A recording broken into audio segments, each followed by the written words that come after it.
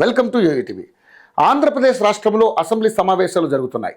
ఈ నేపథ్యంలో గురువారం రాత్రి హిందూపురం ఎమ్మెల్యే బాలకృష్ణ చేసిన వ్యాఖ్యలు సంచలనంగా మారాయి. దీనికి మాజీ కేంద్ర మంత్రి సీనియర్ నటుడు చిరంజీవి క్లారిటీ కూడా ఇచ్చారు.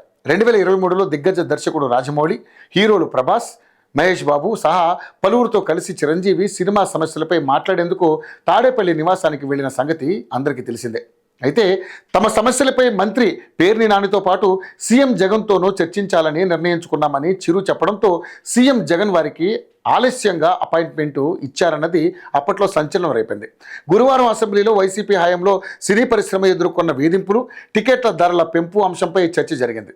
ఈ క్రమంలో బీజేపీ ఎమ్మెల్యే కామినేని శ్రీనివాస్ మాట్లాడుతూ చిరంజీవి నేతృత్వంలో హీరోలు జగన్ను కలిసినప్పుడు జగన్ మొదట సమావేశానికి రాలేదని, చిరంజీవి గట్టిగా నిలదీయడంతోనే వచ్చారని వ్యాఖ్యానించారు. అయితే ఈ మాటలను బాలకృష్ణ ఖండించారు. ఎవరూ గట్టిగా నిలదీయలేదు.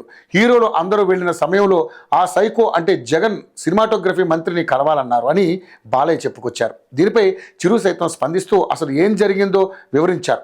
తాను ప్రస్తుతం విదేశాల్లో ఉన్నానని, ఎమ్మెల్యే బాలకృష్ణ వ్యాఖ్యలు టీవీలో చూశానని ఆయన పేర్కొన్నారు. అయితే సీఎం జగన్ తమకు అపాయింట్మెంట్ ఇవ్వలేదని చెప్పడం సరికాదన్నారు. తాము తాడేపల్లికి వెళ్ళగానే ప్రోటోకాల్ ప్రకారం అధికారులు వ్యవహరించారని చిరు తెలిపారు.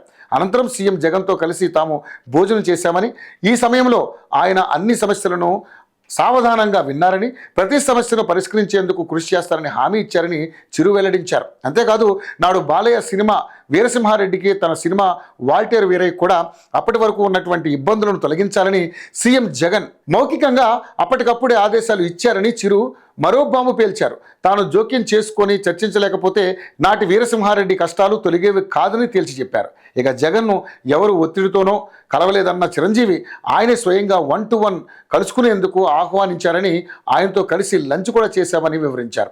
కరోనా టైం కావడంతో 5గురిని మాత్రమే రావాలని జగన్ చెప్పారని, కానీ తాను 10 మంది వస్తామని చెప్పడంతో సరేనని రమ్మన్నారని వ్యాఖ్యానించారు. అప్పుడు 10 మందితో కలిసి వెళ్ళానన్నారు. అసెంబ్లీలో నా పేరు ఎత్తారు కాబట్టి నేను స్పందించాల్సి వచ్చిందని చిరు ముక్తాయించారు. అయితే చిరు వ్యాఖ్యలు వైసీపీకి మద్దతుగా ఉన్నాయన్న వాదన వినిపిస్తోంది. సరైన సమయంలో చిరంజీవి స్పందించి ఈ విషయానికి ఫుల్ స్టాప్ పెట్టారని కొందరు అంటున్నారు.